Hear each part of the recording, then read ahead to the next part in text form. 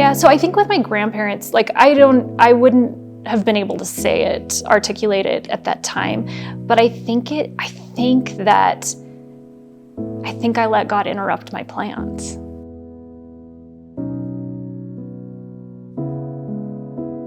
I don't miss the food. I don't there's not things like some of the conveniences or, that's not what I've missed. It's things with my nephew or my sister or my brother or my parents. Those are the things that when I think about what it's cost, to be far, those are the things that I feel my yes is costly to the people around me too.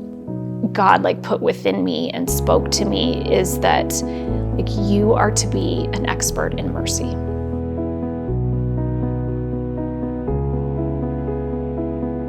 This element of let's try. Yes, let's try. Let's try. This element of I don't have the fix. I know what it is, but I don't know how to get it. Let's try. That is a constant in our story a willingness to try. But what we believed was that love is greater than fear.